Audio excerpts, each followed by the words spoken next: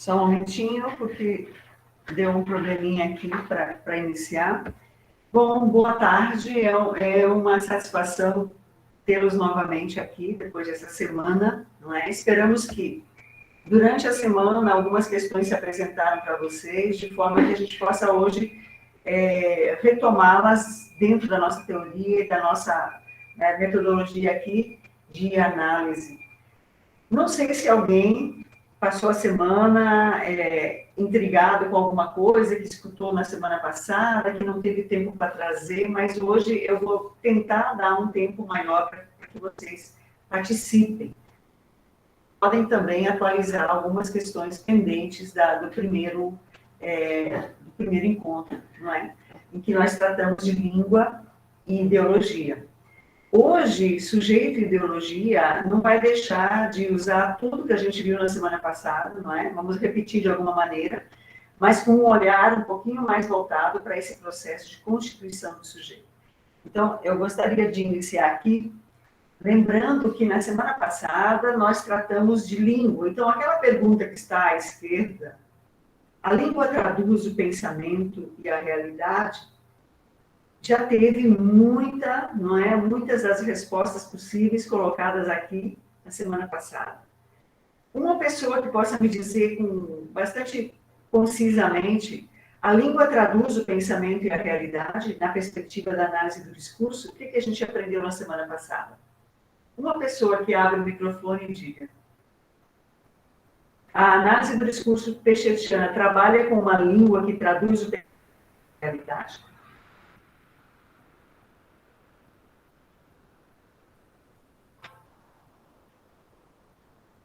Alguém que tenha o microfone em condições, que queira abrir e dizer alguma palavra?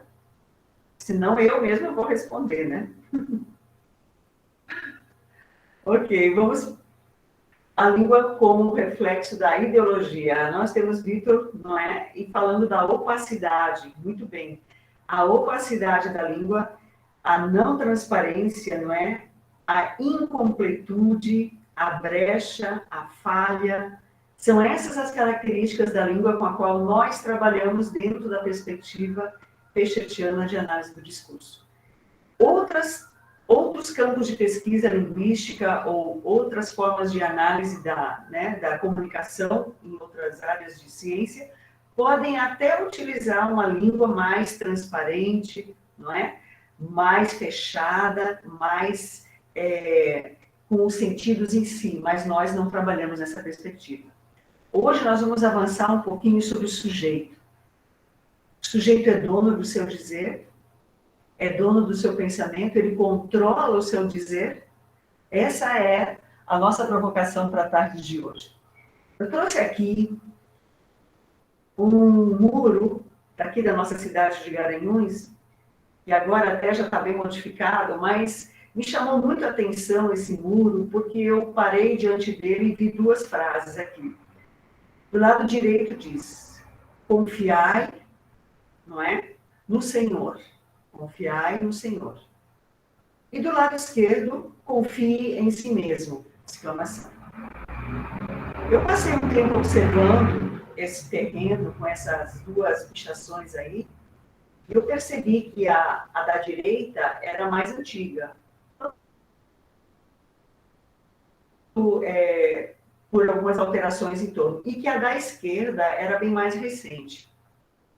Confiai no Senhor, confie em si mesmo. Nós temos aqui dois sujeitos que aproveitaram, não é, para dialogar entre si, mas em momentos diferentes. Muito interessante esse diálogo, que não é em presença, né, é em ausência. Mas ambos se expressaram, mas não falaram somente de si mesmos, não é? Sem que eles tenham consciência total, eles falaram de algum lugar que nós chamamos aqui formações discursivas. Notem que cada um deles falou desde um lugar ideologicamente marcado, distinto. Se nós tivéssemos bastante tempo aqui, eu acho que vocês mesmos me diriam, olha, a da direita, não é? A inscrição da direita tem um pé no discurso religioso cristão, bastante acentuado, confiai no Senhor. E o da esquerda veio e disse: confie em si mesmo, num deslocamento de sentidos interessantíssimo. Mas não só sentidos, nós temos aqui um deslocamento da ordem da ideologia. E isso é que a gente vai chegar a ver hoje, um pouquinho, como é que sujeito e ideologia se articulam. Certo? Será que cada um que enunciou aqui tem total consciência do lugar ideológico de onde enunciou? Talvez um mais, talvez outro menos, e é esse o nosso tema de hoje à tarde. Eu estou passando por isso aqui porque a gente vai se deter em alguns momentos aí. Qual é a minha proposta para hoje? Veja só. Vitor, tranquilo, tá certo? Não se preocupe, não. Aqui também, de vez em quando, vai passar um carro de som, um gato vai miar, não é? Esse é o nosso cenário atual. Nem se preocupe. Nós vamos ter duas paradas aqui na nossa conversa. Uma delas, nós vamos tentar escutar um pouquinho o que a sociologia, a filosofia, a psiquiatria, a história, a antropologia e outras ciências mais têm a nos falar sobre o sujeito. De que maneira os fatos que acontecem com a humanidade, as mudanças sociais, as mudanças econômicas, as mudanças religiosas, filosóficas, afetam o sujeito da enunciação.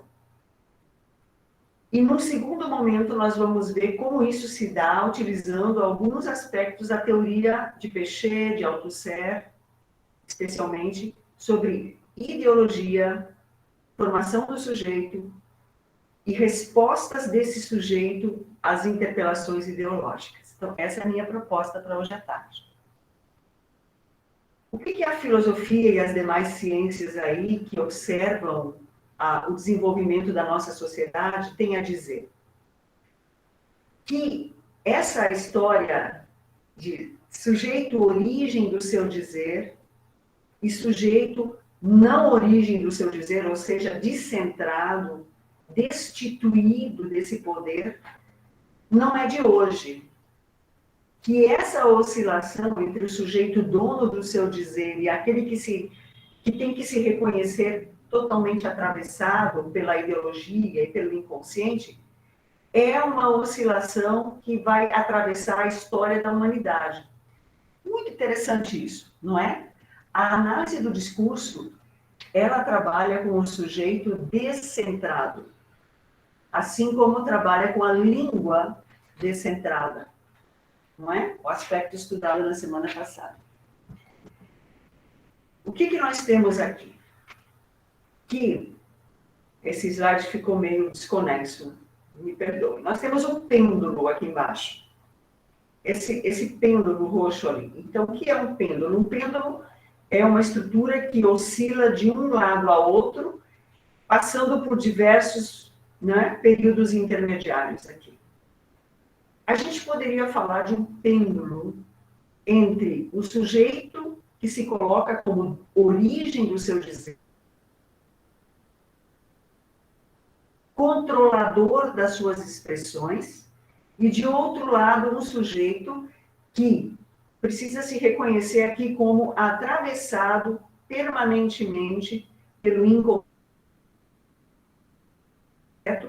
perdendo aquilo que nós chamaríamos de um controle e uma escolha total sobre o seu dizer.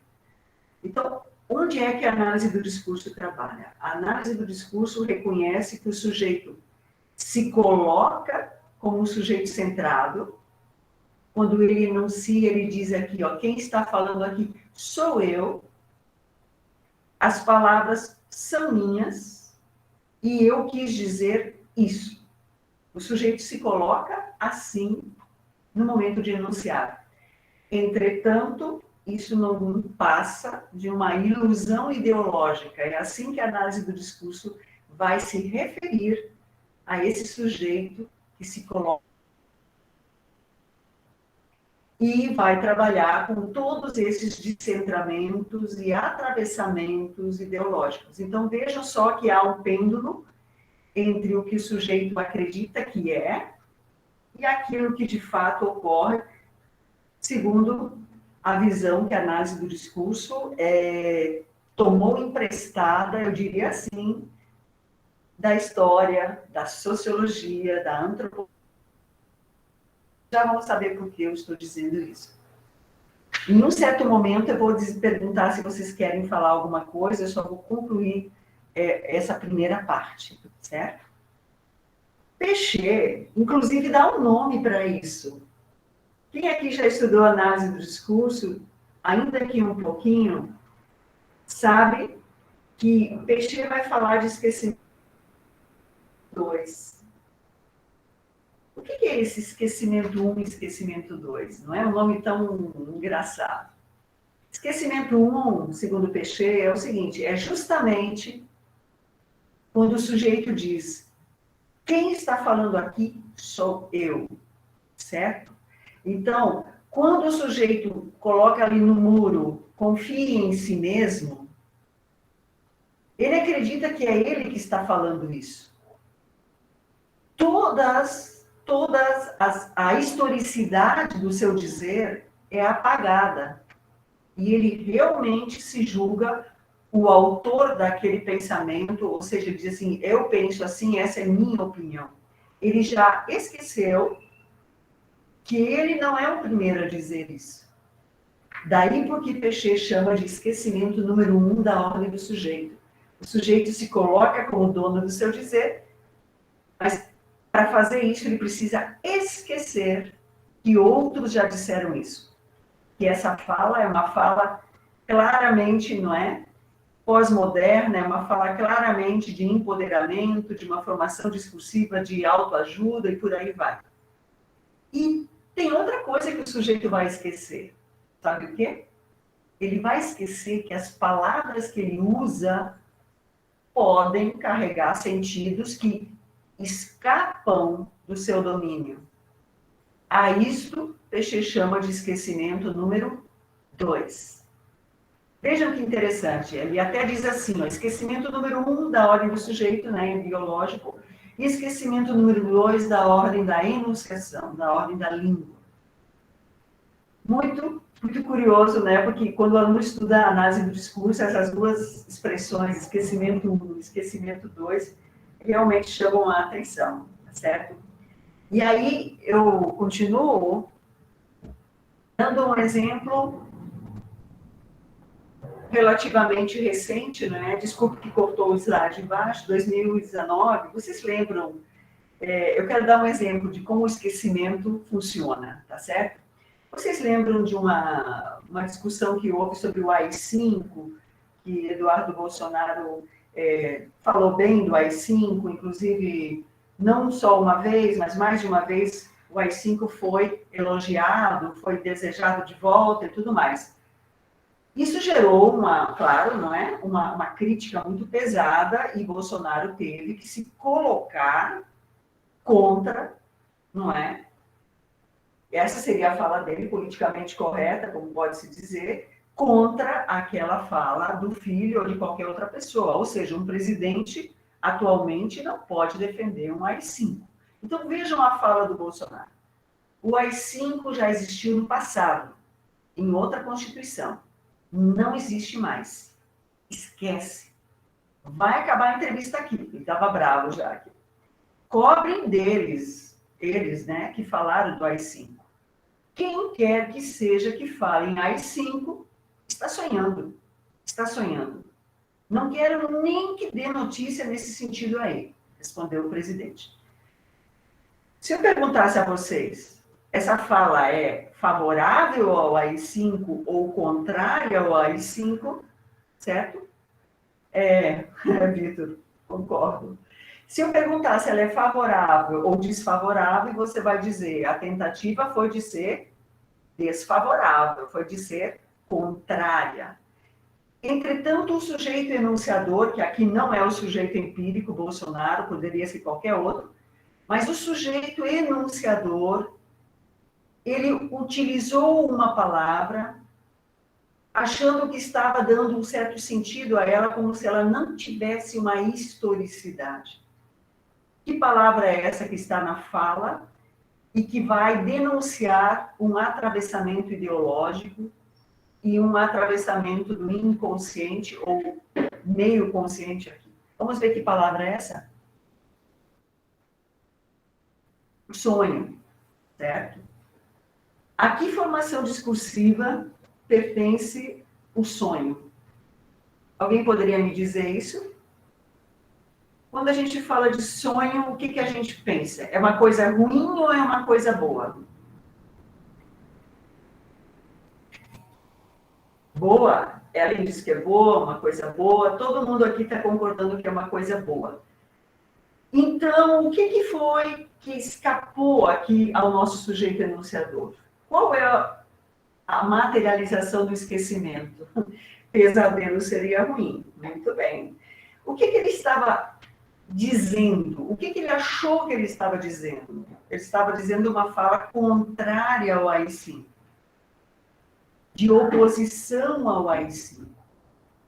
Entretanto, escapou pela ordem, né, da língua ali, como nós vimos na semana passada, escapou do enunciador, que sonho pertence à formação discursiva, digamos assim, do desejo, de algo desejado e desejável. Vejam como o enunciador, ele se coloca na fonte do seu dizer, no controle do seu dizer, mas sempre pode acontecer que algo escapa ao enunciador. Então, se ele quisesse falar realmente contra, ele ia usar outras expressões, não é, gente? O cara tá louco, o cara tá delirando, o cara tá equivocado, certo? O cara que falar disso tá isso, tá aquilo, mas ele está sonhando.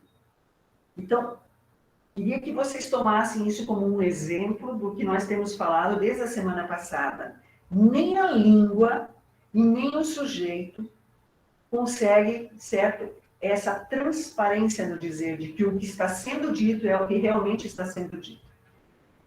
Que quem diz é exatamente quem diz.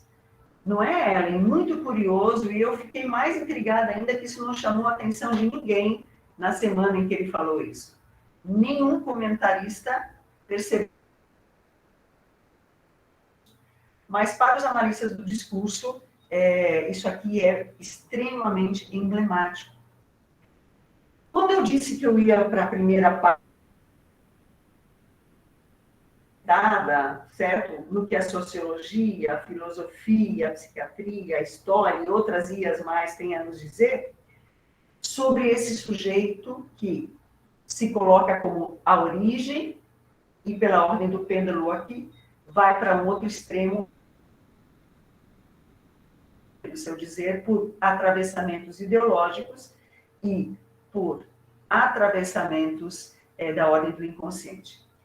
Vitor, eu tenho certeza que se a gente faz desse sujeito empírico aí, não é? Nós veríamos que o improviso é tão ruim para ele que escapa aqui e acolá, escapam todos os afiliados. Eu concordo realmente que as falas dele são riquíssimas em termos de análise discursiva. Mas vamos lá, vamos voltar aqui para a gente fechar essa primeira parte. Eu vou trazer vários fatos, várias observações que vão mostrar a vocês que a história da humanidade, ela é cheia de embates desse tipo aqui, ó. Veja só, lá em Platão nós tínhamos a tremenda confiança de Platão no pensamento, na pureza do pensamento, na completude do pensamento. Aqui, no nosso chat, algumas coisas importantes estão sendo acrescentadas à discussão, espero que vocês estejam acompanhando. Lá em Platão, ele dizia, olha, só há um lugar, não é, de confiança, é o lugar das ideias. Quando as ideias saem pela boca, e pior ainda, hein, se elas forem... Aí é que não dá para confiar mesmo, mas... O sujeito, ele é capaz de pensar com exatidão, com clareza, com coerência.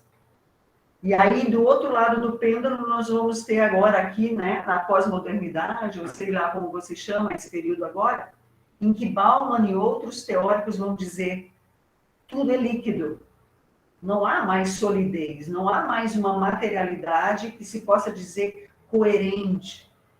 Veja como ao longo da história, ora a gente tem uma certeza, ora vivemos de incertezas, não é? Então, outro pensamento que bastante forte impactou no pensamento do ser humano sobre ele próprio.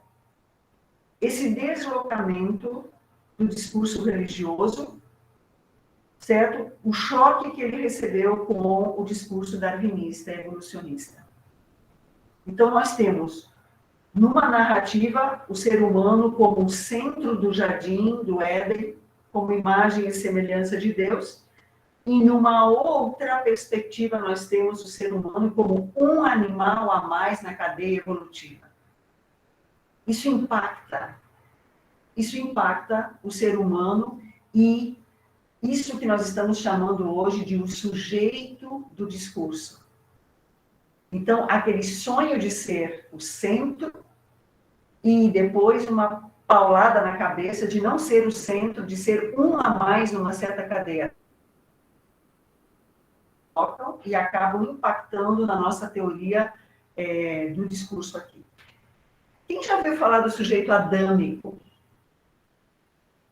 Vocês já viram isso? Thalita, você já viu isso dentro dos estudos, né? De quê? Da linguística? Outro viu isso no direito? O que é o sujeito adâmico, gente?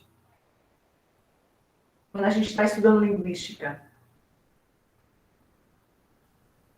Quem é que lembra disso? Eu sei que aqui tem pessoas começando. Aquele que pensa que é o primeiro a dizer algo? Muito bem, Ellen. Está por aí mesmo, o inicial. Ótimo. Vamos ver de onde vem a expressão sujeito adâmico, que várias ciências utilizam, a origem. Vocês já foram lá olhar onde nasceu essa ideia? Querem ver? Querem ir comigo nas fontes? Vamos dar uma olhadinha? Está em Gênesis. Está em Gênesis. Por quê? No relato de Gênesis, tem esse trecho aqui muito interessante. Havendo, pois, o Senhor Deus formado da terra todo o animal do campo e toda a ave dos céus,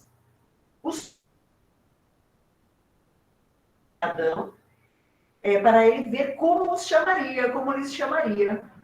Então, deu a Adão a tarefa de nomear os animais. E tudo que Adão chamou, a toda a alma vivente, isso foi o seu nome. E Adão pôs os nomes a todo o gado, as aves dos céus e todo animal do campo. Isso está lá em Gênesis, logo no comecinho, cortou aqui, mas acho que é 2, 19 e 20. Aí nasceu a ideia do sujeito adâmico. Vocês conheciam esse trecho? Conheciam esse trecho? Então, quer dizer, quando nós enunciamos, nós vivemos uma ilusão de que nós somos a fonte do dizer, que ninguém nunca usou aquilo antes e que todos os sentidos que nós colocamos naquele enunciado, assim são e ponto final. Tal qual Adão pôde fazer aqui no relato bíblico. Estão vendo aí? Então, ele inventou os nomes, ninguém nunca tinha chamado, é assim que a gente enuncia, por essa ilusão. Continuando a nossa relação aqui. Outro embate que impactou essa consciência do ser humano sobre si mesmo. Isso vem, não é, da ciência e vem da filosofia, da sociologia. Aquelas comunidades que viviam em torno das explicações mágicas e transcendentes para todos os fenômenos da natureza, a dependência total que numa comunidade pagã se dava com os deuses e com as forças da natureza, numa comunidade cristã se dava com dependência de Deus e dos sinais divinos, e que em outras comunidades primitivas se dava também na dependência dos seus deuses, as suas figuras transcendentes. Com o advento da ciência, especialmente na Idade Média, o que aconteceu? O deslocamento, certo? Um deslocamento total. O ser humano começou a se achar muito mais potente, muito menos frágil, muito menos dependente. E isso também afeta a sua relação com o seu dizer, a sua relação com o discurso.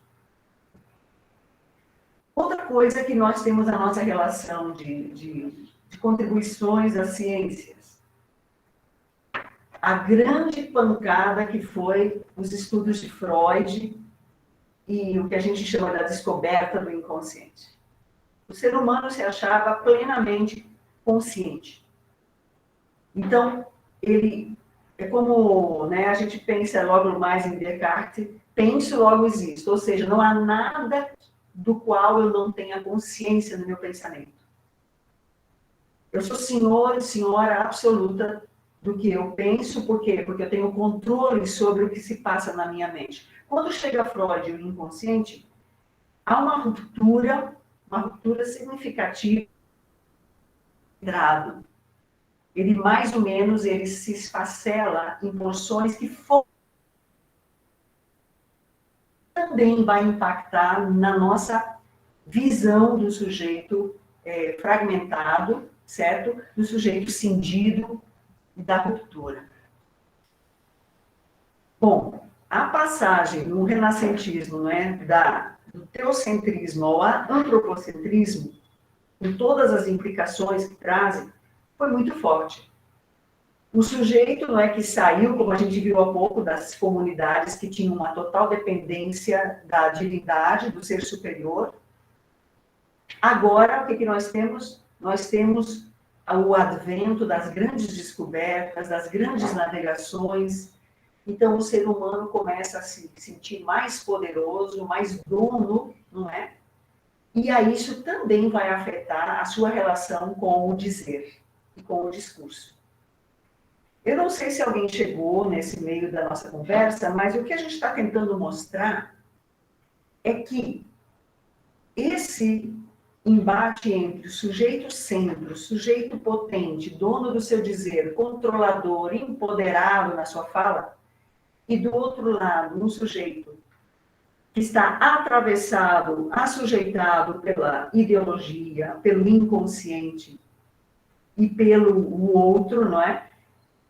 Esse embate não foi uma invenção da análise do discurso. A análise do discurso simplesmente recolhe esse pensamento e vai por aí para analisar e o que é o discurso.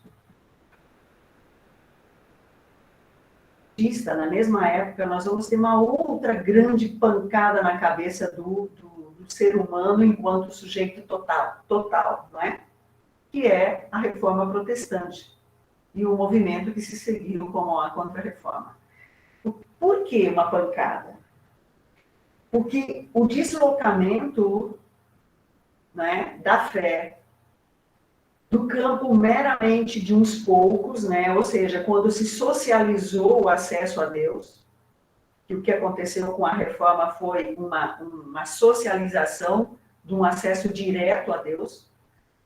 Isso aconteceu no período, não é, do Renascimento, pode-se dizer assim, e isso afetou também o ser humano, no sentido de que ele se sentiu mais forte, mais importante, mais próximo de Deus. Como antes ele tinha tantos rituais a cumprir, era tão distante, era tão difícil o acesso a Deus, sempre por intermédio das autoridades eclesiásticas. Então, nós vemos que a reforma, ela se alinha ao renascimento, assim como a contra-reforma depois tem sido uma força para trazer de volta ao teocentrismo medieval, de certa maneira. Então, isso aí, quem diz isso, não é? Stuart Hall e outros teóricos que analisam os movimentos da era medieval até a pós-modernidade. E já terminando a nossa enorme lista aqui, não é? Que eu só acabei quando acabou o slide, né? Não tinha mais espaço. Veja só a diferença da chegada dos Estados-nação. O ser humano, antes, quando ele era senhor do seu espaço, certo? As comunidades imaginadas estão dentro desse rol aqui, também, quando o ser humano era senhor da sua família, da sua propriedade, dos seus escravos, da sua terra, ele pensava o mundo de uma visão. E quando ele foi trasladado aos grandes centros, ele viu imediatamente o seu poder ser cerceado pelas leis, não é? Pela convivência em sociedade.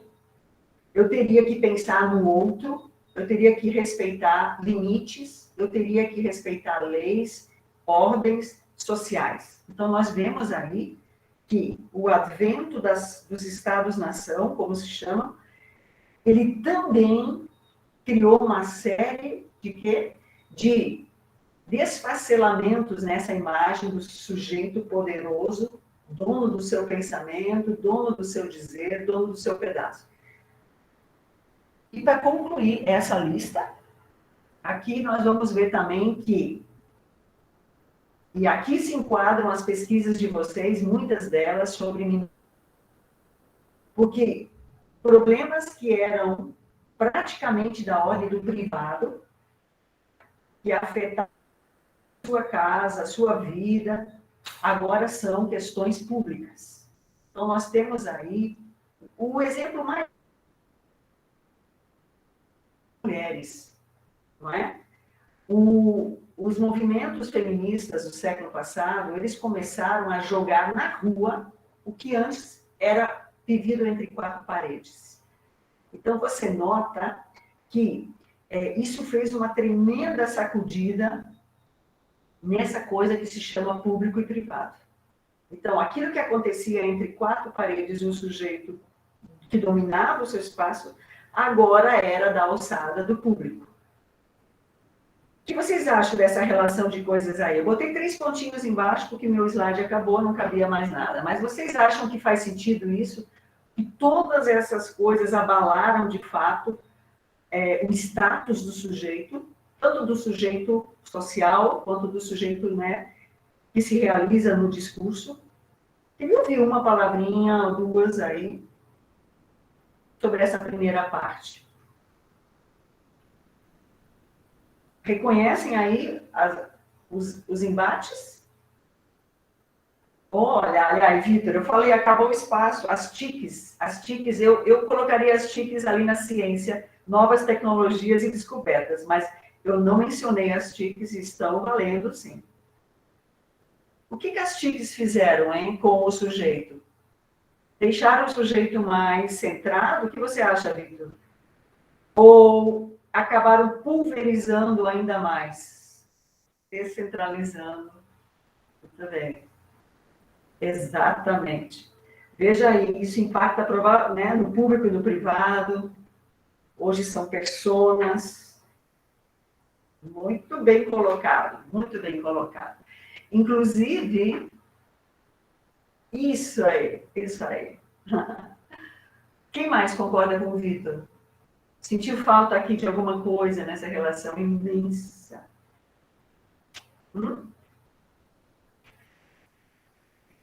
Não é? Tudo isso aí impactou em todas as ciências, não só para a gente que trabalha com, não é? Com o discurso. Eu imagino aqui que isso afetou diretamente o jurídico, não é? Nosso colega que está na área jurídica, diretamente as questões de urbanidade, não é? As questões de convivência, de segurança, de quê? De privacidade. Alguém quer comentar? Não? Porque a primeira parte eu terminei agora. Tem uma carreira boa para ver se vocês poderiam usar a palavra.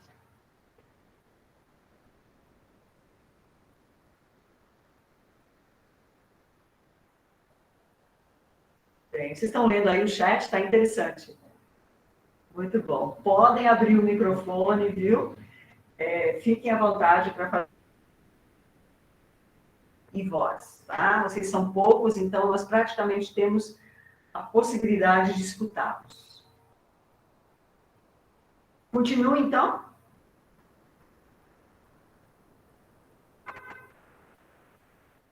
Olha aí, ó. Vitor traz essa dicotomia tempo-espaço aqui para problematizá-la. Eu vou abrir aqui um pouquinho o meu chat para ver se eu perdi alguma coisa que eu deveria ler em voz alta. Deixa eu ver. Uhum. Aham, o binômio segurança-privacidade. Por exemplo, agora, exatamente, estamos aqui.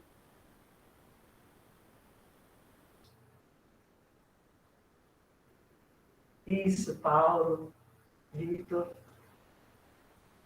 Tá bem, foi o que eu perdi, por isso que eu abri agora, que é muita coisa boa que está saindo aí no chat. Vou, inclusive, deixar aberto para que eu possa visualizar melhor as falas de vocês.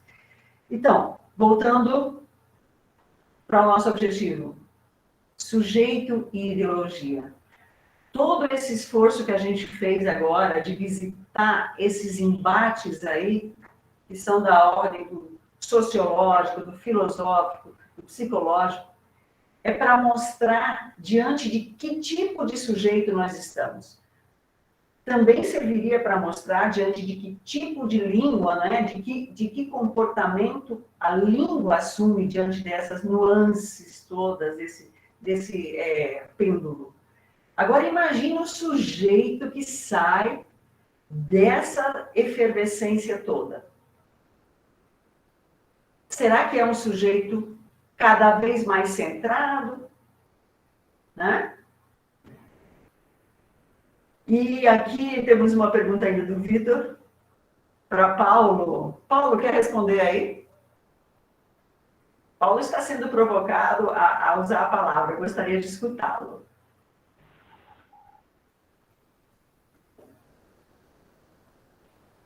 Sim, eu gostaria muito de interagir, mas eu ainda estou na rua.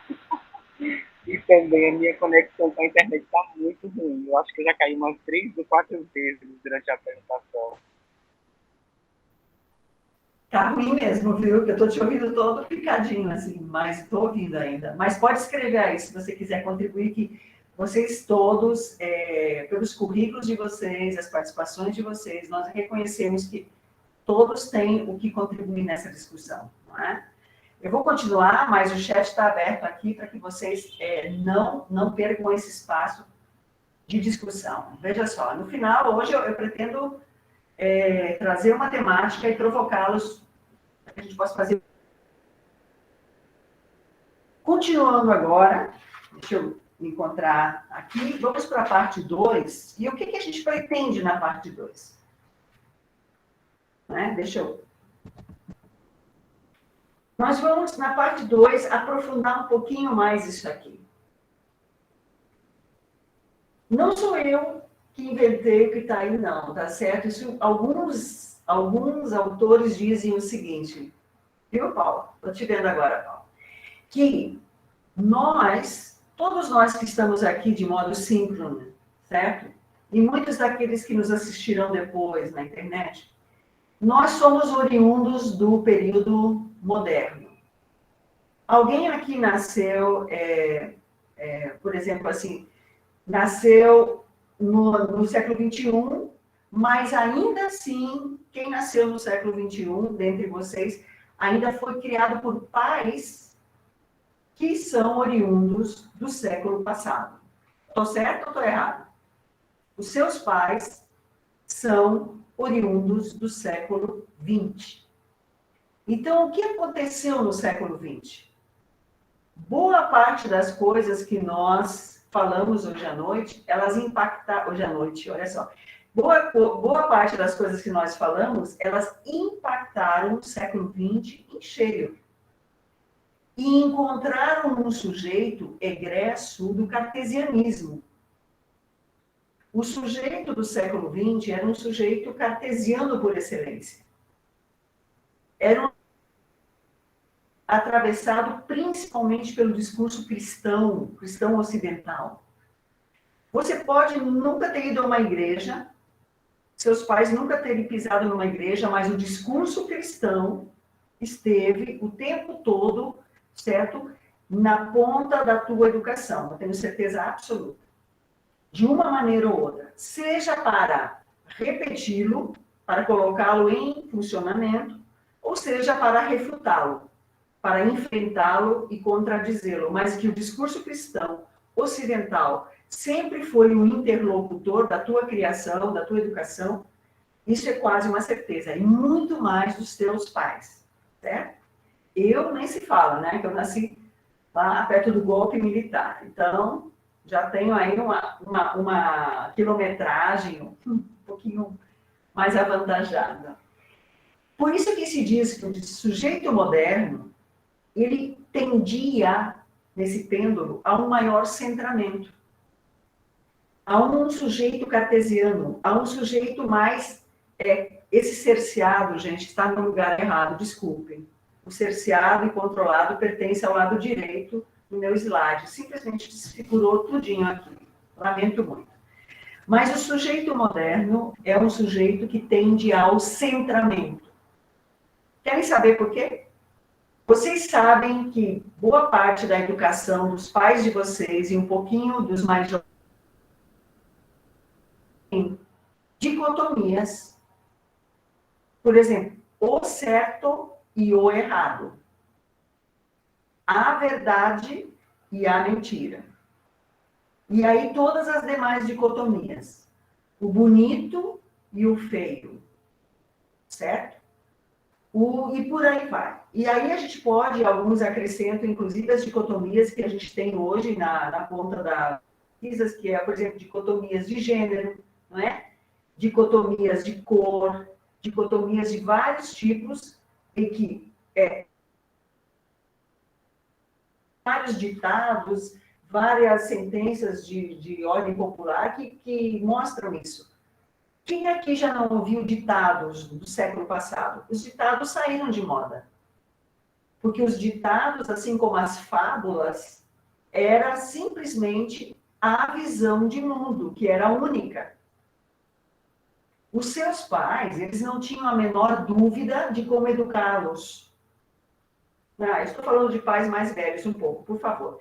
Para quem tem aqui faixa de 30 anos, então eu já estou falando com mais propriedade para vocês. Os pais de vocês, eles não tinham essa leque de possibilidades de educação, esse leque de possibilidades de escolhas. Simplesmente era isso ou aquilo. Você escolhe. Ou faz a coisa certa, ou leva uma pisa. Então, o que acontece? Esse sujeito é um sujeito que tende ao centramento. É um sujeito que tende a dizer, eu estou dizendo e ponto final. Sua mãe está dizendo isso e acabou. E não tem questionamento, e não tem enfrentamento, e não tem, mas não sei o quê. Não, aqui em casa é assim, acabou e ponto final. Esse sujeito, ele não tinha nenhuma culpa, certo? Nenhuma culpa sobre, meu Deus, será que eu estou errando com meu filho? Será que eu estou ensinando alguma coisa? Será que eu estou sendo muito rigoroso, muito rigorosa, muito exigente? Moderno, ele não tinha essa culpa.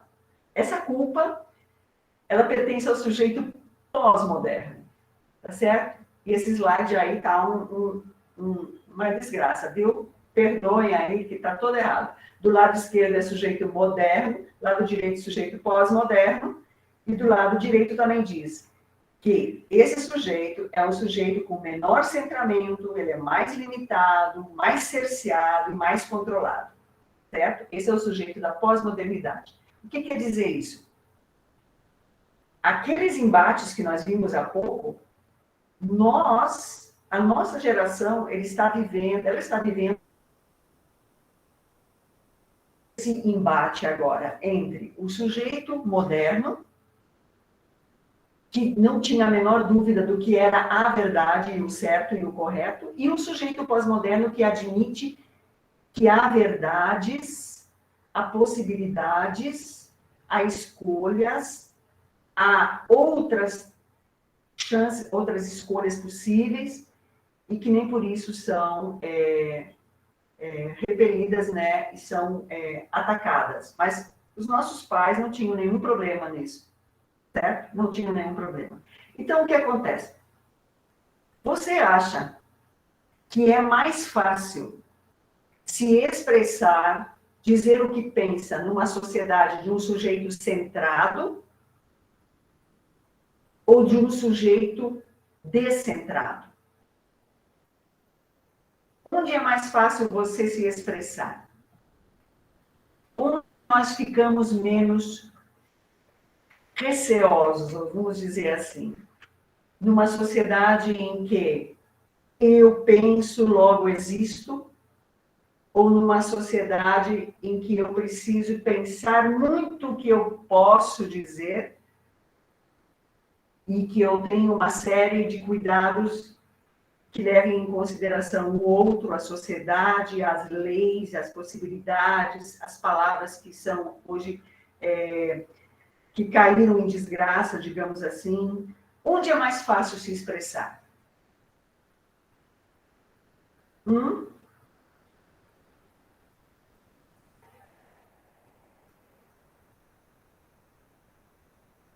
Jeito moderno, ela está dizendo, era mais fácil se expressar, os nossos pais tinham mais facilidade de dizer o que pensavam do que os pais de hoje.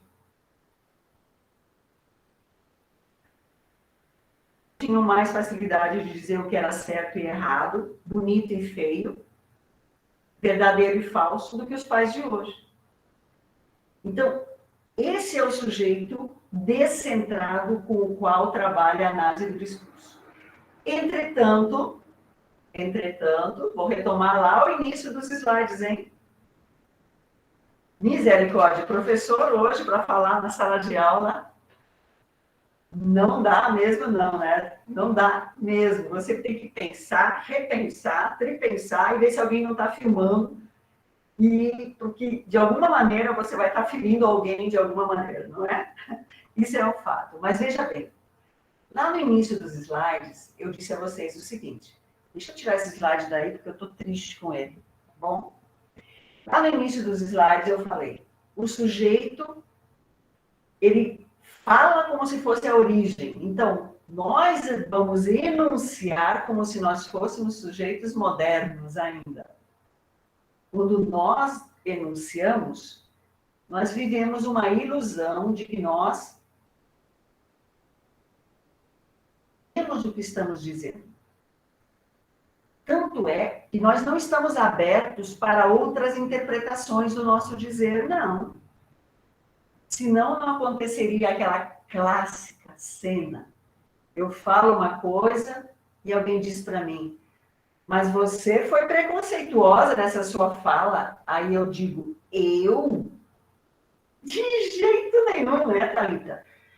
Acho que você não entendeu o que eu falei.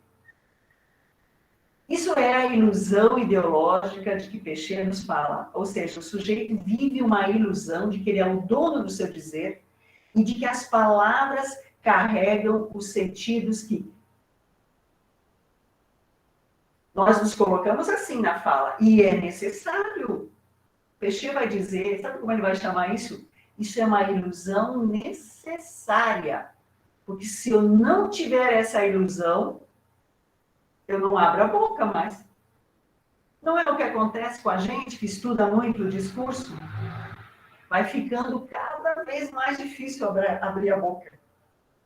Porque quando a gente vai escolher uma palavra, a gente diz, mas essa palavra aí tem um pé em tal doutrina, essa palavra tem um pé em tal filosofia de vida. E agora, como é que eu faço? Então, nós falamos, enunciamos como se nós fôssemos o sujeito adâmico. Essa é a nossa ilusão. E o analista do discurso vai olhar essa fala, vai olhar essa expressão e não vai deixar nenhum momento de ver ali, em funcionamento, os atravessamentos da ideologia, certo? E os atravessamentos do inconsciente. Mas o sujeito jura de pé junto que não quis dizer aquilo não, viu? Acho que você não entendeu não, você não prestou atenção, de jeito nenhum. De jeito nenhum. Por isso que você entendeu errado. É difícil a gente voltar atrás de uma fala, não é? Nós somos realmente poderosos. Isso é a nossa ilusão de sujeito adâmico, de sujeito origem, esquecimento 1 e o esquecimento 2. Estou gostando das participações de você no chat. Como todo mundo tem acesso, eu não vou ficar lendo, né? Mas também é mais difícil não analisar o que falam, Ellen está dizendo aí. Por quê? Porque é uma dificuldade quando a gente se defende tanto na nossa fala assim. Mas é típico do ser humano. Olha aí, ó, parte 2. O que a parte 2 vai acrescentar a esse montão de coisas que a gente já falou?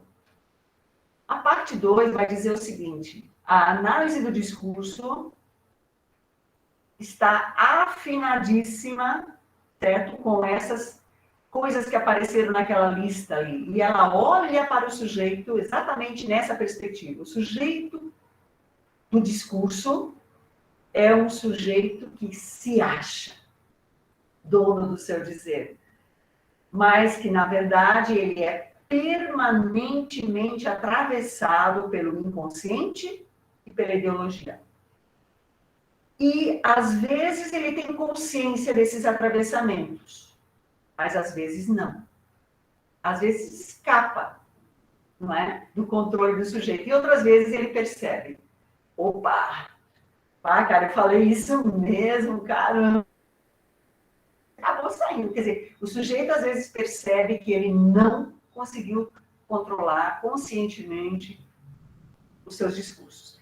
Quando eu falo discursos, gente, na aula passada, Samuel falou para vocês, e eu vou retomar.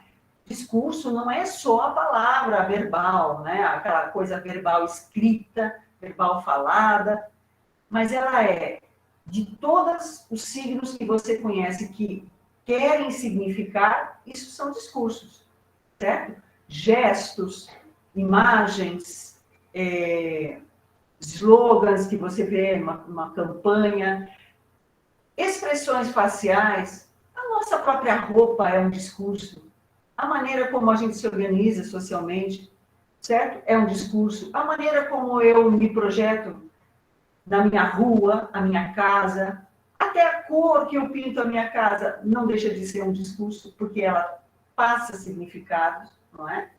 Então, por isso que a análise do discurso agora vai puxar para a teoria o que nós vimos aí na prática das demais ciências. Como é que nós nos tornamos sujeito? E como é que o sujeito, tá certo, se encontra com as ideologias e como é que as ideologias encontram o sujeito? E como é que esse sujeito pode se colocar diante dessas ideologias? Essa é a proposta. Eu vou trazer pouca teoria, certo? Porque nós temos pouco tempo, mas eu vou trazer alguns exemplos bem ilustrativos. Aqui está dizendo, o Arthur diz o seguinte: sim, ali ele está falando, né? O sujeito só existe na linguagem que, por conseguinte, é própria da relação com o outro. Jefferson, pode falar. Professora, a senhora falou em ilusão necessária e me surgiu uma dicotomia, como a senhora falou também, quando está falando do sujeito moderno. Eu queria saber da senhora, professora, por exemplo, eu sou da área de comunicação e existem alguns personagens, vamos dizer assim, apresentadores de programas que eles têm um comportamento que é totalmente distoante do que ele é como pessoa na sua vida privada.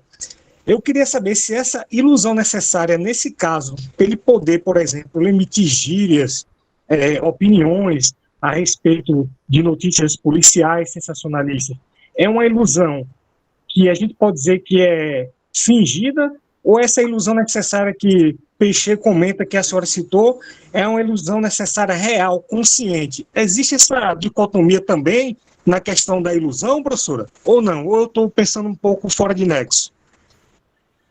Outras pessoas podem opinar sobre a sua questão, com certeza, mas assim, até que eu entendi, Jefferson, se esse apresentador, se ele é um profissional, ele é, como alguém disse aqui, uma persona, né? Ele incorpora um personagem, digamos assim. É a a empregabilidade dele que está em jogo aqui. Então, se é um modo de funcionamento que dá certo, que é premiado, não é? Que tem público, que é reconhecido, ele vai continuar se comportando assim. E eu acho, nesse caso, bastante consciente, já que você disse que fora dali ele não compartilha esse modo de funcionamento. Então, na minha opinião, aqui não se trataria de uma ilusão, ali é uma personagem, né, que tem a ver com a empregabilidade e a demanda do meio midiático no qual ele trabalha, a segunda ele. É uma pessoa que está dando certo, não se mexe em time que está dando certo, né, que está ganhando. Eu acho que é isso que eu vejo nesse caso, não é? Quando a gente fala de ilusão necessária, é mais no sentido, certo? É mais no sentido que, se nós tivéssemos consciência, Jefferson, de tudo que nos atravessa, de que as minhas falas podem soar racistas, podem soar fascistas, podem soar sexistas, podem ser falas de dominação, podem ser falas de hierarquias, que hoje são desprezíveis, se eu tivesse consciência total de que todas as palavras que eu estou usando podem gerar sentidos outros, eu não enunciaria. Samuel, você quer falar? Desculpa atrapalhar, é porque o microfone do Jefferson estava dando interferência e tua fala estava saindo bastante comprometida. Eu não sei se o pessoal conseguiu acompanhar. Eu não faço ideia, né? Porque eu não estava ouvindo nada da parte do microfone de Jefferson. Os demais também tiveram perda de compreensão agora. Talvez não, né? Talvez tenha sido uma coisa bem pontual. Falhou um pouco, ficou melhor, estava ruim, melhorou. Tá? Repetir, eu nem sei o que acha que você... Disse, esse trecho da sua resposta em relação ao que foi perguntado por Jefferson, houve muita interferência. Eu não sei os demais colegas, mas eu não consegui compreender bem porque ficava cortando. Tá. Também sua internet eu acredito que está um pouco ruim, porque em alguns momentos fica travando também. Ok. Eu vou tentar retomar sinteticamente, né, sem perder a clareza. Mas Jefferson nos colocou uma situação e perguntou se aquilo ali se tratava de uma ilusão necessária. Todos eu acho. E eu disse o seguinte: essa é uma opinião minha, uma percepção. Alguém pode retomar isso de outro modo. Mas, se esse apresentador, se ele trabalha numa mídia, e que se nessa mídia, esse modo de agir, esse modo discursivo que ele adotou, tem saída, tem demanda, tem sucesso, eu acredito que esse jeito dele se comunicar é muito mais o que o colega falou há pouco, é uma persona, seria uma personagem. Então, ele se reveste daquilo quando ele vai tratar de um assunto dentro do seu veículo. Porque quando ele sai, disse Jefferson, ele não é assim na vida real. Então, por isso que eu acho que é consciente. Essa é um deslocamento, não é, de formação discursiva consciente. Em casa, ele pode ser muito discreto, em casa ele pode dizer um ou outro palavrão só, em casa ele pode ser um cara comedido nas suas reações, mas quando ele vai para frente de uma câmera, ele fica um comunicador, ele exagera, ele gesticula. Eu estou inventando, eu não conheço quem é a pessoa, mas ele é um personagem. Então, isso é possível. E eu chamei isso de uma demanda, certo? Também de empregabilidade. Se ele é um trabalhador da comunicação, e se isso vende bem, essa imagem dele é boa, então eu acho que não é nada inconsciente aqui, é uma escolha deliberada, certo? E que quando a gente fala de ilusão necessária, na teoria, é um pouquinho diferente. Por exemplo, se eu tivesse noção, se eu tivesse sempre presente na minha cabeça, que aquela palavra que eu vou usar pode soar para Vitor como racista, pode soar para Samuel como sexista, pode soar para Thalita como de dominação, eu nem abriria a boca.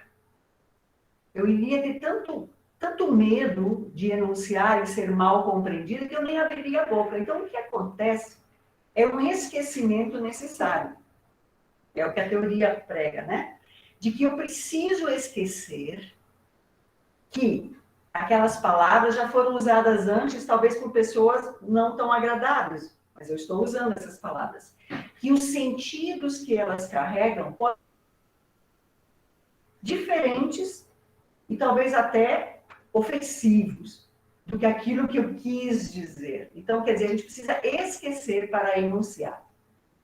E depois, quando você me disser, mas professora, hein, a sua fala foi pesada, eu achei que foi bastante, sei lá, foi bem pesada com as mulheres. E aí eu vou dizer, eu? De jeito nenhum, você não entendeu, acho que você não entendeu o que eu quis dizer, olha, eu vou te explicar melhor. Em nenhum momento o sujeito quer lembrar que aquilo ali pode sim ser uma fala fascista, uma fala sectária, né, uma fala ofensiva a alguém. Então, vejam como é interessante a teoria quando ela traz isso daí. Ellen, o medo de falar em reuniões, ele só aumenta quando a gente começa a pensar no conteúdo que a gente pode estar comunicando, não é? Ellen, fale, queria te ouvir. Tá, oi, professora, boa tarde. Hoje a minha internet está melhor, por isso eu estou mais participativa. Eu estou falando aqui de Parintins, no Amazonas. Então, essa questão, quando a senhora colocou nesse sujeito pós-moderno, né, proibido, e então, quando a gente começa a pensar, e às vezes, né, tem os ataques que às vezes não precisam ser questões políticas, né, mas você sabe que o outro vai poder utilizar da sua fala, né, para criar outros sentidos. Então, assim, isso já chegou a eu pensar, o que eu vou falar? E, às vezes, não querer falar mesmo. E eu já passei até, fui mesmo para o psiquiatra, porque eu tinha muito receio de falar, porque eu sou professora, e eu não sei se está um pouco relacionado a eu saber dessas intenções, dessa nossa incapacidade, né, de realmente evitar certas construções, que eu passei um tempo sem conseguir nem dar aula, porque eu me sentia muito cerceada, assim, eu achava que uma coisa que eu falava que não tinha aquela intenção, aí já revertiu, já revertiu, era quase uma perseguição, aí eu disse, não posso mais falar nada. Então, não sei, chega às vezes nesse nível, e você, como conhece, sabe que tem um fundamento ali, né? No que o outro consegue construir, então, de certa maneira, você se sente culpado, né? Eu não consegui, enfim, estou colocando aqui uma experiência, porque esse sujeito pós-moderno me deixa assim, muito aflita. Não só você, Ellen. Eu acho que aqui todo mundo, se abrisse a boca agora, ia compartilhar essa insegurança, porque nós somos permanentemente observados, né? E às vezes filmados, e às vezes gravados, e muitas vezes realmente mal compreendidos. E eu acho que você captou bem o nosso sentimento. Se você for procurar uma ajuda, não é? Muitos de nós procuramos ajuda, também porque estamos nos sentindo deslocados, não é? Naquele lugar que é a docência. O que é a docência hoje? Não é? O que se pode fazer, o que se pode e deve fazer naquele lugar? Aquela formação discursiva de ser professor. Quanto tem sofrido com esse cerceamento da pós-modernidade? Ellen trouxe uma coisa importante e Arthur completa aqui com mais uma questão. Esse papel assumido seria uma coextensão do sujeito? Aí, esse papel, eu só vou ver se eu consigo entender se é um papel específico que você falou. De desejo é nomeado. Acredita-se que foi nomeado, fazendo com que o indivíduo procure, de maneira inconsciente, ser assimilado por esse papel ofertado. o que cria a coexistência entre o sujeito do papel e o sujeito que procura esse papel. Rapaz, eu acho que você está antecipando o tema que vem logo em seguida, Arthur, que é o da interpelação do sujeito pela ideologia. É mais ou menos por aí, não é? Vamos dar uma avançada nos slides para você voltar, e aí eu vou te escutar, Arthur. Você vai responder isso aí, tá bom? Você que vai responder isso aí. Quando nós tratarmos agora de interpelação do sujeito, nós vamos exatamente falar disso aí. Um sujeito que se acredita naquele lugar, tá? E é um lugar da interpelação. Se você me permite, porque aí vai dar um exemplo mais concreto, e a gente não vai ficar falando só teoricamente. Pode ser? Pode ser, Arthur.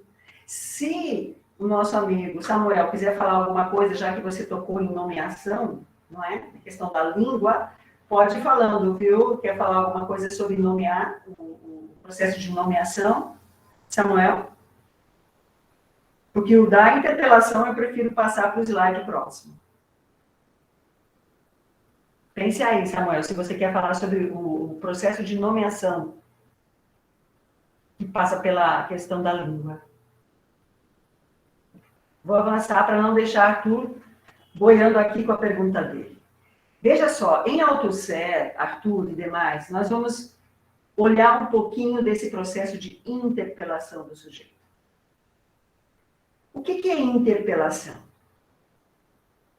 O que é ser interpelado por alguém? Conhecem esse verbo? Como é que ele se aplica? O que é ser interpelado?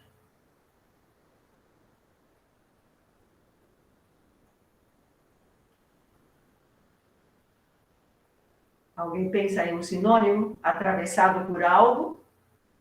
Pode ser, Thalita, mas atravessado especificamente pelo quê? Vamos lá, o processo de interpelação.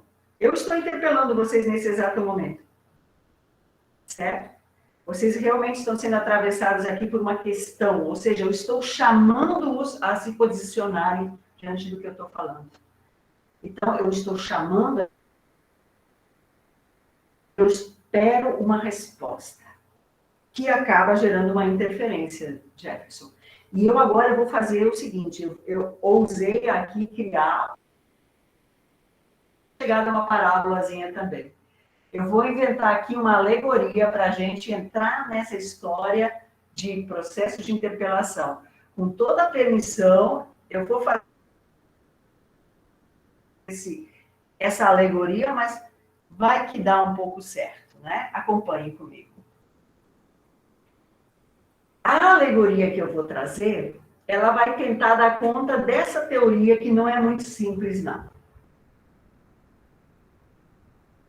Que não existe prática a não ser através de uma ideologia e dentro dela. E não existe ideologia exceto pelo sujeito e para sujeitos. E depois vem a máxima de Althusser que vai dizer o seguinte: a ideologia interpela os indivíduos como sujeitos. Isso aqui foi retirado, certo? Para quem realmente nunca estudou análise do discurso, e esse curso aqui se propõe a isso, a abrir os canais para pessoas recém-chegadas, esse texto pode soar bastante enigmático. Por isso que eu vou pedir licença para a gente trabalhar isso de uma maneira um pouco mais lúdica. Vocês tiveram infância, não foi? Tiveram infância. Alguém brincou aí com turma de rua, alguém brincou no bairro, né? Ou vocês já foram criados em cativeiro? Qual é a situação de vocês? Sim, olha ali, olha ali. Brincaram pra caramba, né? Coisa boa, coisa boa. Olha o pessoal voltando à infância aí. Samuel lembrando lá da infância, tá bem? E aí eu vou provocá-los. Vamos em uma viagem do tempo agora. Imagine você parada, observando um grupo de crianças brincando. E aí vem um desse grupo de crianças, olha para você e diz: ei, você quer brincar com a gente? Aí você vai. estava doida para ser convidado, certo? Aí você vai brincar. Eles estão brincando de cabo de guerra. Todo mundo conhece essa brincadeira. Quando você vai entrar na brincadeira, essa pessoa que ele chamou, que é o... Sempre tem um que é o dono, né? Que é o chefe, que é o manda-chuva da brincadeira. Ele olha para você e diz, vem cá, você é meio magrinho. Aí você já começa a se achar meio estranho assim, certo? Ele já definiu onde você acorda, aí você tem várias possibilidades, porque você não está muito confortável não, porque ele quer me colocar, sabe onde? Lá atrás da fila. Lá atrás. Ele vai te botar no último lugar do carro. Porque você fica pensando, pô, caramba, e se esse pessoal daqui cair no chão, vai cair todo mundo em cima de mim. Aí, né, deu saudade, vou me quebrar toda aqui. Aí você chega e diz para ele assim, sabe o que eu digo para ele? Eu não podia não ficar na frente, porque eu sou meio fraco aqui, vai que eu caio e o pessoal vai me machucar que só. E se eu cair, eu sou levezinho. Aí esse dono da brincadeira vai olhar para você e vai lhe dar uma resposta. Talvez seja, não, de boa, vem para frente. Ou talvez ele vai dizer, ó, cara, se tu quer brincar, é assim. Se quer brincar, a regra é essa, tá certo? Você que resolve aí. Aí você tem várias possibilidades. Vamos imaginar agora que isso seja um processo de interpelação. Você está ali do lado e o dono da brincadeira olha para você e diz, ei, você, quer brincar aqui com a gente, cabo de guerra? Aí você diz, sim. Você chega perto e ele lhe dá as regras todas. Olha, você vai para lá, a linha é aqui, faça isso, não faça aquilo, é assim, ganha quem passar dessa linha, perde quem passar da outra, quem perder sai, e dá todas as regras do jogo. E você fica escutando as regras do jogo. Eu vou dar 3 possibilidades para você. Primeira, você pode aceitar integralmente as regras do jogo. Estou dentro. Legal, topo, beleza. Que lhe interpelou, que trouxe todas as regras do jogo, colocou todas as regras na sua frente e você disse, conte comigo, concordo. Primeira possibilidade. Segunda, você diz para ele, poxa vida, mas eu ficar lá no final, posso me machucar aqui. Eu cheguei em casa todo quebrado, minha mãe vai me dar outra pizza, cara, não faça isso comigo, não. Aí o cara diz, olha, é assim, se você quer jogar, é desse jeito. Aí você vai resmungando, mas vai lá para o final da fila e se submete e fica jogando com eles, né, o jogo lá, a brincadeira do cabo de guerra. Reclamou, mostrou oposição, mas acabou aceitando e ficou lá dentro do jogo. E a terceira possibilidade é você chegar... Me arranja um lugar melhor, aqui eu vou me quebrar todo, vou chegar em casa, legal, levar outra pizza da minha mãe. Aí ele diz... Se você quiser ficar, fica. Se não quiser, a porta está ali. Aí você diz, ó, não dá para mim não. Não me dá. Essa brincadeira não dá para mim não. Vou embora. E aí eu vou embora e vou ver se eu acho outro grupo, vou brincar de roda ali com aqueles meninos, vou brincar de pegar com aqueles, se me chamarem, ou vou ficar aqui sentado. O que foi que aconteceu aqui nessa alegoria toda que eu trouxe para vocês de um jogo infantil? O que a gente percebeu, não é?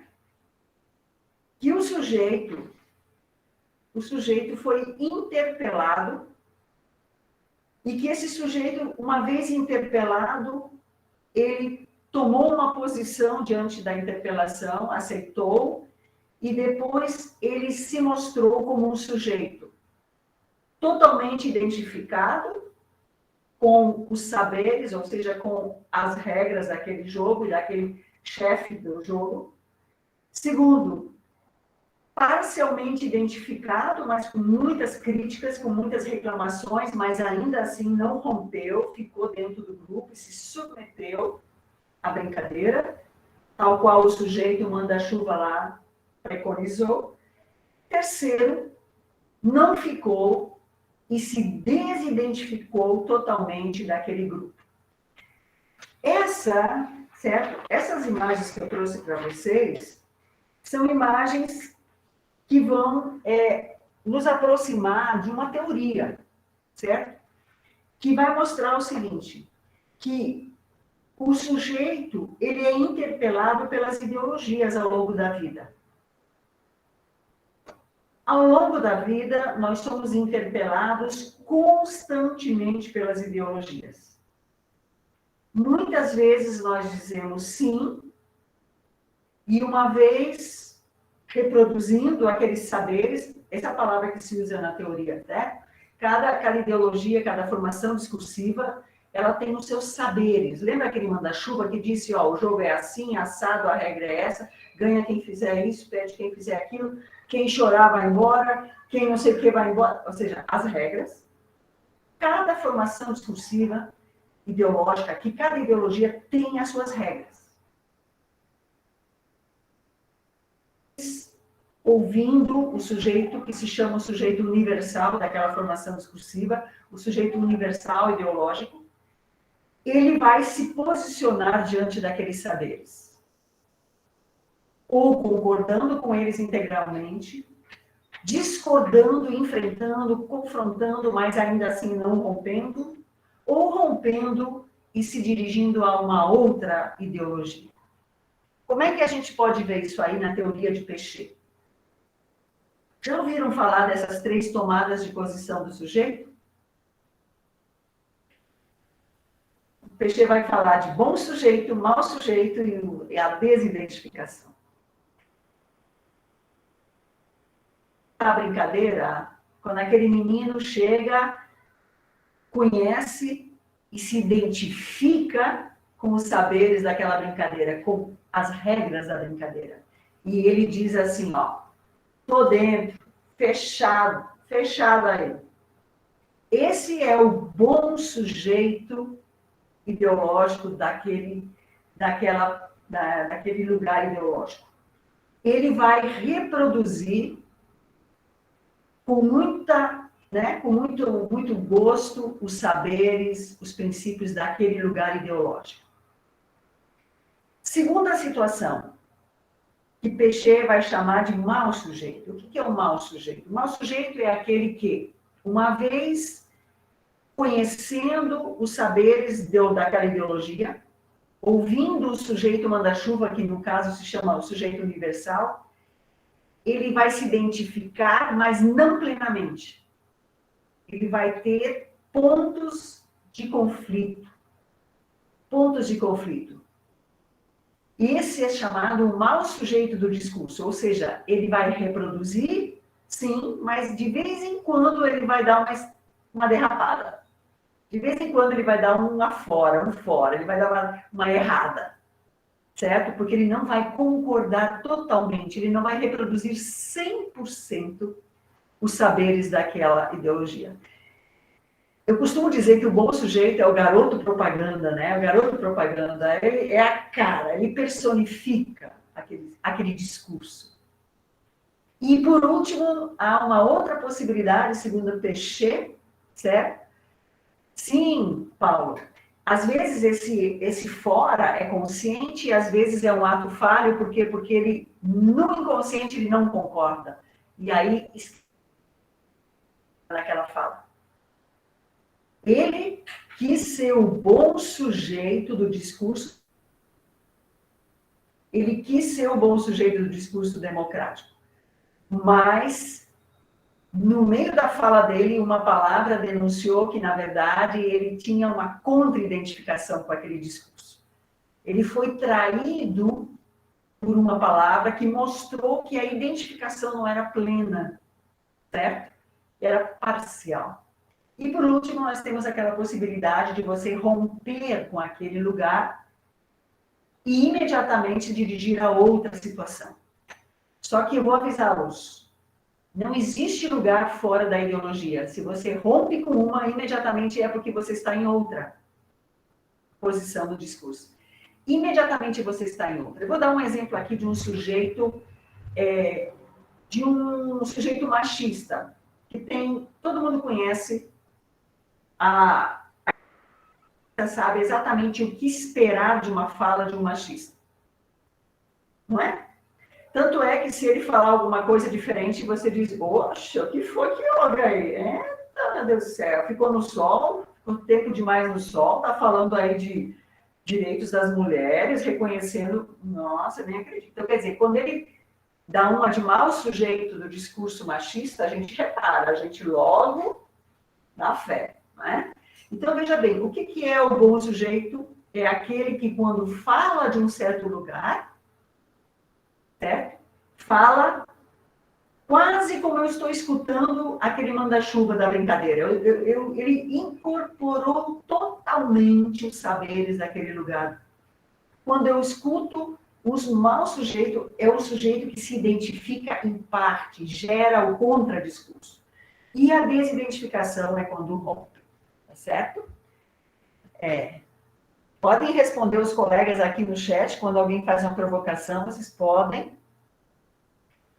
dar uma dentro. Então, vejam, não é que essa brincadeira, ela foi apenas uma alegoria, uma imagem, para a gente ver como se dá essa adesão à formação discursiva ou às ideologias.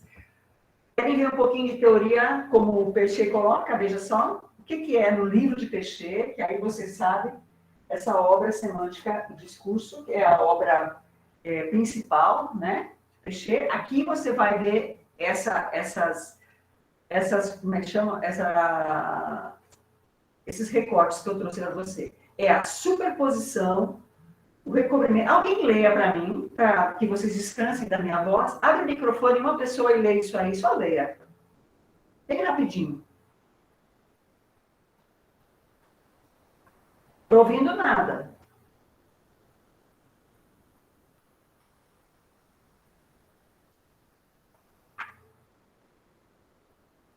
Continuo ouvindo nada.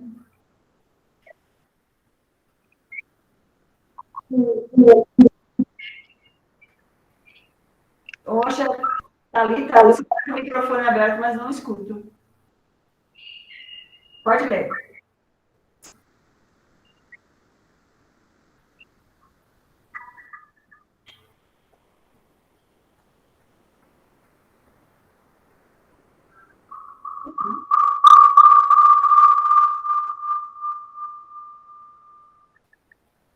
Olha, eu acho que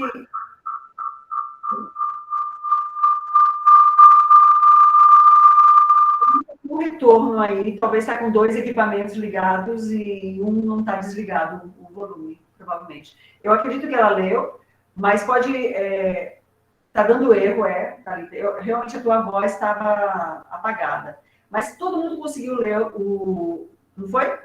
Aí vamos para o segundo, que aí vocês podem ler em voz alta. Vejam aí, superposição, recobrimento entre o sujeito da enunciação e o sujeito universal. O que é o sujeito universal? O sujeito universal é como se fosse aquele manda-chuva do joguinho, certo? O sujeito universal é a melhor representação dos saberes daquela ideologia. Por exemplo, o que é um sujeito universal do discurso machista? É aquele conjunto de máximas que você atribui ao discurso machista. O que seria?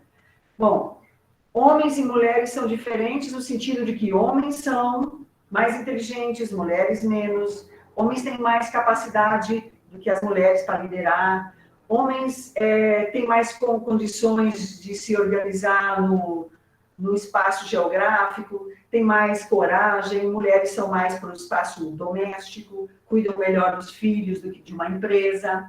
Homens dirigem muito bem, mulheres dirigem muito mal. Então, nós temos uma série de verdades que esse lugar prega. Então, isso é o sujeito universal. O sujeito universal nada mais é do que a personificação dos saberes daquela formação discursiva, certo?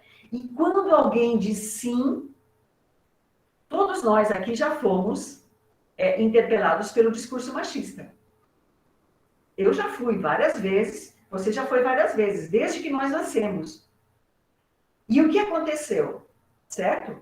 O que aconteceu? Não só a avó de Paulo, certo? Mas muitos de nós, parcialmente, ou até completamente ainda somos o bom sujeito do discurso machista.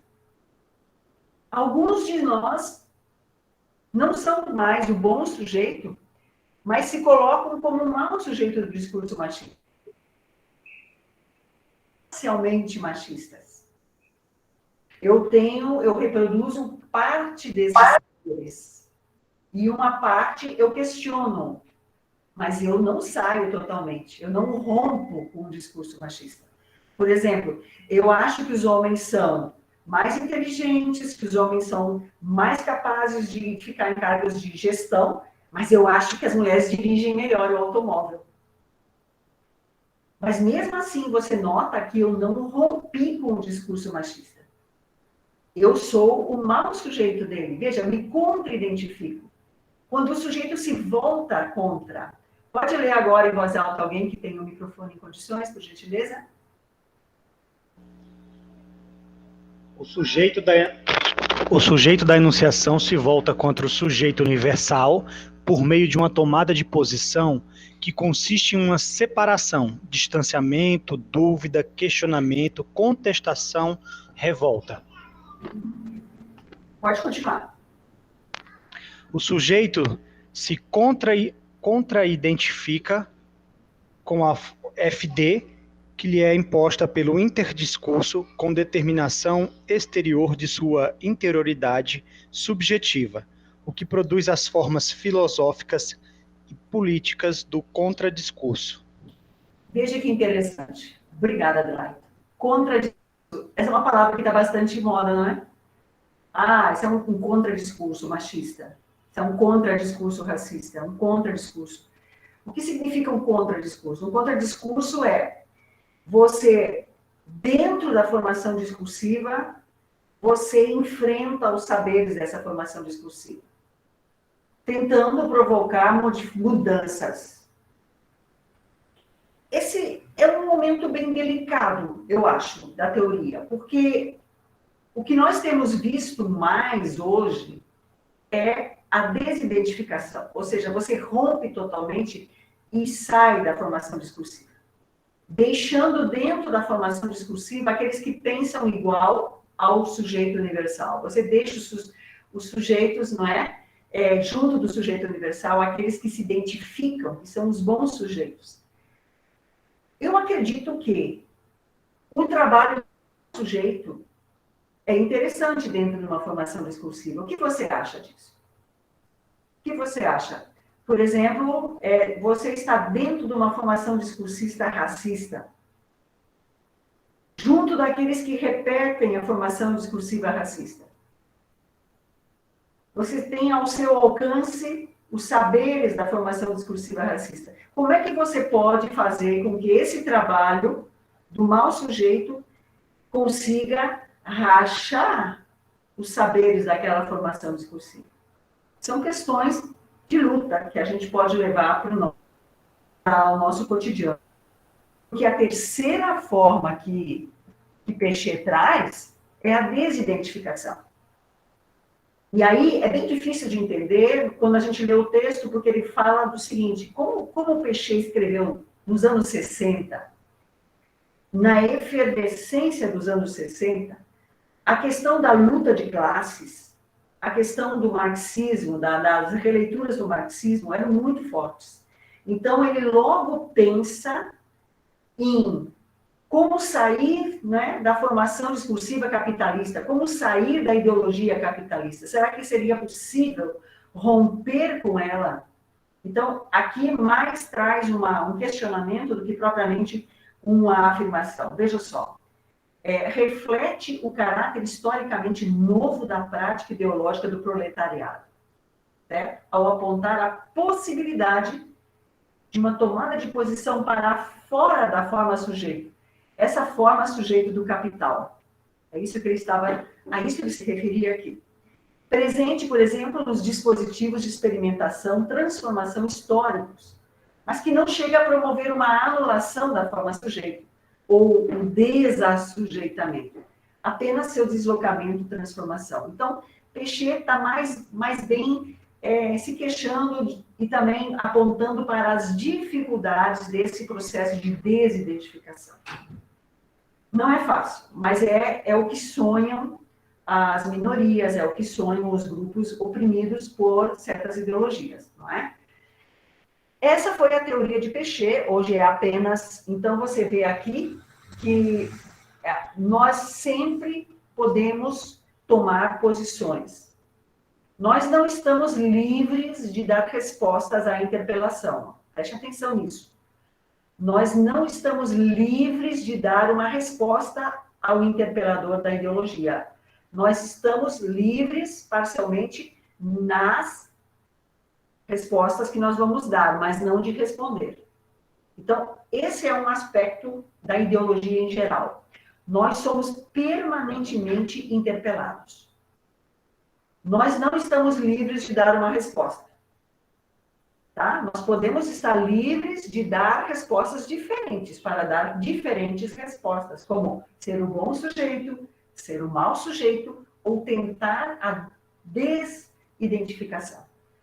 Mas, eternamente, nós respondemos. Nós jamais deixamos de responder. Por quê? Porque nós sempre estamos num lugar ideológico. Aquele menino que ficou escutando, ei, você quer brincar com a gente? Se ele ficasse em silêncio, era uma tomada de posição. Era um lugar ideológico. E que ia suscitar uma série de sentidos. E talvez ia dizer, ele é doido, olha o doidinho, ele é surdo, ele é tímido, ele não sabe, ele está com medo. Ou então, iam pensar, ele é muito arrogante, é muito orgulhoso, ele não gosta de pobre, ou ele não gosta de negro, ou ele não gosta de criança assim, quer dizer, algum sentido o silêncio ia gerar. Então, é impossível você não estar ideologicamente, funcionando ideologicamente. Esses são os sentidos do lugar que a gente vive, não é? Então, resumindo a teoria, ideologia e sujeito se acham mutuamente implicados, como diz a teoria de Althusser. Não existe ideologia senão para sujeitos, e não existem sujeitos senão dentro da ideologia. É a ideologia que transforma indivíduos em sujeitos. Que sujeitos são esses? Sujeitos do discurso. Aquele que diz, quem está falando aqui sou eu. Essa pessoa está totalmente atravessada pela ideologia. E não pode ser diferente. Não pode. Somos constantemente interpelados por ideologias. Essa história do eu e você, diariamente. Várias ideologias nos querem cooptar. Muitas delas nós vamos e ficamos dentro delas. Ou somos tão maus sujeitos que saímos. Outras nós entramos e ficamos dentro brigando com elas. E não saímos. Mas continuamos no interior delas, provocando rupturas, provocando choques, provocando conflitos. Isso é a nossa natureza. E, por outro, respondemos a esses chamados mediante tomadas de posição que o meu slide cortou totalmente. Identificação, contra-identificação e desidentificação. Veja só, Althusser ainda vai fazer mais uma teoria aqui, que ele vai chamar dessa dupla estrutura especular da ideologia, que não é o nosso tema aqui, aprofundar teoria. Nós estamos num curso inicial. Eu só quero chamar a atenção que isso está dentro da obra dele, certo? De Althusser, e que ele diz, a interpelação dos indivíduos como sujeitos é o primeiro passo, depois você se sujeita àquele sujeito universal, sujeito com S maiúsculo é o sujeito universal, ok? Você se sujeita a ele, ou seja, quando você ouve o convite, você diz, aceito, estou dentro, me identifico. Você se sujeita aos saberes daquela ideologia e, em seguida, você e o sujeito universal se reconhecem mutuamente. Eu pertenço a você, você pertence a mim. Somos um time. Então, Althusser ironiza bastante isso, não é? No texto dele. No final, até ele diz amém. É tudo discurso religioso, certo? Mas eu não vou aprofundar a teoria, o que eu quero mesmo é que vocês, com a aula de hoje, tenham fechado, consolidado, que tanto a língua quanto os sentidos que essa língua carrega e provoca e suscita, os efeitos de sentido, quanto os sujeitos que usam essa língua não sabem, tá? Mas são totalmente atravessados pelo inconsciente e a ideologia. Se acreditam, como está na parte de cima dessa tabela, aqui na parte de cima tem tudo aquilo que ele acha que é. Por exemplo, nós achamos que a língua é transparente, homogênea, completa, é um ato... Como lá no início vocês falaram bem, é opaca, heterogênea, incompleta, sujeita a isso, sujeita a aquilo. Do mesmo jeito, o sentido, ele não está lá nas palavras. Já lá, o tempo todo. Só esperando que eu decodifique. Não. Os sentidos são uma coisa muito mais complexa. E eles sempre podem ser outros, efeitos de sentido. Ok? Então, e por último, o sujeito, que é o que põe tudo isso em funcionamento, é aquele que se acha centrado.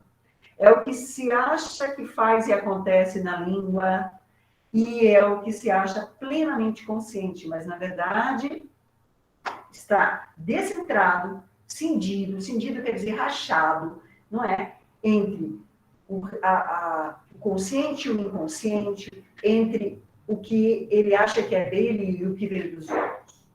Com isso aí, nós vamos encerrar essa parte e vamos encerrar a gravação, porque agora, nesses 15 minutos finais, que na verdade serão uns 20, eu vou provocá-los bastante, tá? Então, com isso nós encerramos a aula de hoje, que quis ser um aporte teórico, quis ser um aporte analítico, e agora nós vamos para uma segunda etapa que não será gravada,